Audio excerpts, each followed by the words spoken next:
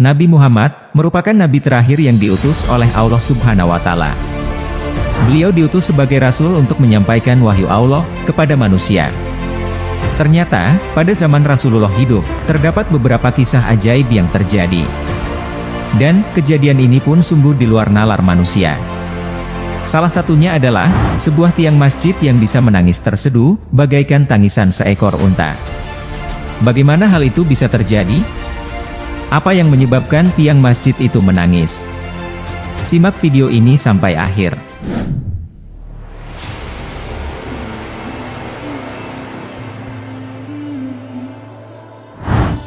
Nabi Muhammad adalah manusia yang sempurna. Dia diciptakan oleh Allah sebagai lambang kesempurnaannya, untuk menghantarkan kita kepada kecintaan Allah Subhanahu wa Ta'ala, dan untuk menghantarkan kita kepada kerinduan Allah Subhanahu wa Ta'ala. Allah menjadikan alam semesta ini sebagai cermin, dan lambang keindahannya. Dan, Allah juga menjadikan satu makhluk, yang paling cepat untuk menghantarkan kita kepada keridhaan Allah. Dan orang ini adalah, Sayyidina Muhammad Sallallahu Alaihi Wasallam. Seluruh alam semesta ini, semuanya pasti mencintai, merindukan, memuliakan, memuji dan mengagungkan Nabi Muhammad Sallallahu Alaihi Wasallam. Hal itu tak lain karena Allah telah mengumumkannya, sebagaimana sabda beliau. Bila Allah mencintai seorang hamba, maka Allah berkata kepada Jibril, "Wahai Jibril, aku mencintai Fulan, maka cintailah ia." Maka berkatalah Jibril menyeru kepada alam semesta, "Wahai penduduk langit, sungguh Allah telah mencintai Fulan, maka cintailah ia." Maka diberikanlah padanya kasih sayang di muka bumi ini, maka ia pun akan dicintai di belahan bumi. Hadis Sahih Al-Bukhari. Beliau adalah manusia tanpa dosa, namun Nabi Muhammad tidak pernah sombong, dan senantiasa bertobat sepanjang hidupnya. Dan, yang istimewanya lagi adalah, Rasulullah adalah makhluk kesayangan Allah sepanjang masa, dan tidak ada penggantinya hingga kini. Sebagai manusia yang diutus kepada umatnya, tentu saja beliau sudah punya jaminan berupa penjagaan dari Allah selama hidup di dunia. Sehingga tidak heran, akan banyak sekali kejadian yang tidak biasa, dan yang sulit dicerna dengan logika manusia, namun dialami oleh Rasulullah. Mengutip dari berbagai sumber, berikut ini, adalah beberapa rangkuman kisah ajaib dan menarik Rasulullah yang jarang diketahui. Semoga dengan diceritakannya kisah-kisah ini, akan semakin meningkatkan kecintaan kita terhadap Rasulullah dan meneguhkan iman kita terhadap Sang Maha Pencipta, Allah Subhanahu wa Ta'ala. 1. Kisah batu yang memberi salam kepada Rasulullah. Kisah menarik pertama, yaitu bercerita tentang sebuah batu, yang memberi salam kepada Rasulullah Sallallahu Alaihi Wasallam. Kisah ini berawal ketika Rasulullah masih berada di Mekah, sebelum diangkat menjadi Nabi. Tentu saja hal ini menjadi unik dan aneh, sebab batu adalah benda yang tidak bisa berbicara. Rasulullah pun mengetahuinya, akan tetapi beliau dan para sahabat tidak satupun berpikir untuk memungut atau membawa pulang batu tersebut, apalagi untuk dijadikan penangkal, atau alat terapi jika beliau sakit. Dari sahabat Jabir bin Samrah. Ia berkata, bahwa Rasulullah Sallallahu Alaihi Wasallam telah bersabda, "Sesungguhnya aku mengetahui sebuah batu di Mekah memberi salam kepadaku, sebelum aku diangkat menjadi Nabi. Sesungguhnya aku mengetahuinya sampai sekarang." Hadis riwayat Muslim. 2. Kisah tangis tiang masjid dari batang kurma. Kisah unik lainnya adalah, ketika pada zaman Rasulullah, ada sebuah tiang masjid yang berasal dari batang kurma menangis. Diriwayatkan dalam sebuah hadis.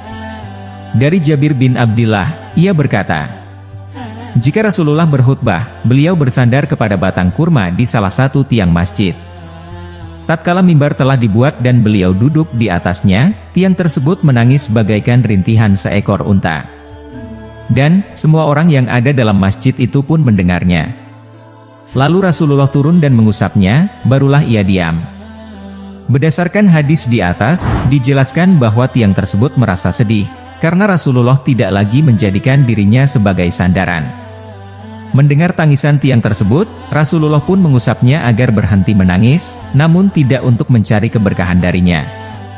3. Kisah pohon yang berjalan kepada Nabi Sallallahu Alaihi Wasallam.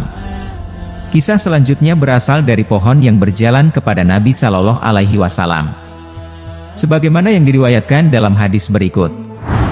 Dari Ya'la bin Murrah As-Saqafi. Ia berkata, ketika kami bersama Nabi Shallallahu Alaihi Wasallam dalam suatu perjalanan, kami berhenti di suatu tempat, lalu Nabi Muhammad tidur. Tiba-tiba, datang sebatang pohon yang berjalan membelah bumi, sampai menaungi Nabi Shallallahu Alaihi Wasallam. Kemudian, ia kembali lagi ke tempatnya semula. Tatkala Rasulullah Shallallahu Alaihi Wasallam bangun, aku sebutkan hal tersebut kepada beliau. Kemudian beliau berkata, ia adalah pohon yang meminta izin pada Tuhannya, untuk memberi salam padaku. Lalu, Allah Azza wa Jalla mengizinkannya. Namun, meskipun Nabi dan para sahabat mengetahui, bahwa ada pohon yang bisa berjalan, tidak ada di antara mereka yang mengkeramatkan pohon tersebut. Sebagaimana kebiasaan orang-orang terhadap pohon yang dianggap sakti. 4. Kisah unta yang berbicara kepada Rasulullah Shallallahu Alaihi Wasallam. Kisah selanjutnya, berasal dari seekor unta, yang dapat berbicara kepada Rasulullah. Sebagaimana diriwayatkan dalam hadis berikut. Dari Ya'la bin Murrah As-Saqafi. Ia berkata, ketika kami bersama Nabi Shallallahu Alaihi Wasallam, dalam suatu perjalanan. Kami melewati seekor unta yang sedang diberi minum. Tatkala unta tersebut melihat Nabi Muhammad, ia mengeluh dan meletakkan lehernya. Lalu Nabi Muhammad berdiri di dekatnya dan bertanya, mana pemilik onta ini? Lalu datanglah pemiliknya, dan Nabi Muhammad pun berkata, jualah ia padaku. Lalu pemiliknya menjawab, kami akan hadiahkan padamu ya Rasulullah.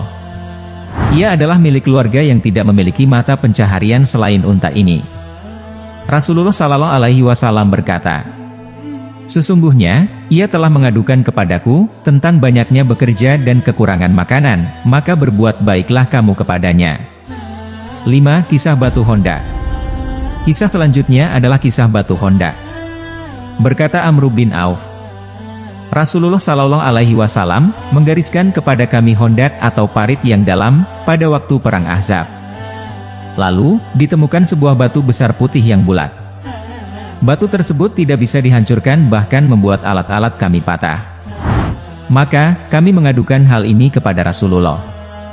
Lalu, Rasulullah mengambil linggis dari Salman Al-Farisi, dan beliau memukul batu tersebut dengan sekali pukul. Maka, batu tersebut terbelah dan mengeluarkan cahaya, yang dapat menyinari kota Madinah, bagaikan sinar lampu di malam hari yang gelap gulita. Lalu, Rasulullah pun bertakbir dan kaum muslimin pun ikut bertakbir. Kemudian dipukul lagi untuk yang kedua kalinya, maka batu tersebut terbelah dan mengeluarkan cahaya yang menyinari kota Madinah. Lalu, Rasulullah bertakbir lagi dan kaum muslimin pun ikut bertakbir. Maka Rasulullah pun memukul lagi untuk yang ketiga kalinya. Maka, batu tersebut terbelah hancur dan mengeluarkan cahaya yang menyinari kota Madinah kembali. 6. Kisah pohon yang merunduk. Para ulama sirah atau sejarah Nabi menyebutkan bahwa saat Rasulullah Shallallahu Alaihi Wasallam dan paman beliau Abu Thalib dalam perjalanan menuju ke negeri Syam, ketika keduanya dalam perjalanan, mereka senantiasa dinaungi oleh awan. Tidak hanya itu, ketika keduanya berhenti di sebuah tempat yang berada di dekat rumah seorang rahib atau pendeta, Nabi Muhammad disuruh oleh paman beliau untuk menunggu barang dagangannya di pinggir jalan. Tiba-tiba saja rohib tersebut melihat sebatang pohon yang merunduk ke arah Nabi Muhammad dan menaunginya dari panas terik matahari. Saat melihat hal tersebut, rohib berkata dalam hatinya, sesungguhnya ini tidaklah terjadi kecuali pada seorang nabi. Lalu rohib itu mengajak Rasulullah mampir ke rumahnya dan menyuruh Abu Thalib untuk membawa Nabi Muhammad cepat-cepat pulang ke Makkah. Ia berkata, anak ini akan memiliki kemuliaan. Jika orang-orang Yahudi mengetahuinya, maka mereka akan membunuhnya. Rohib itu mengetahui hal ini dari kitab Taurat dan Injil yang dimilikinya.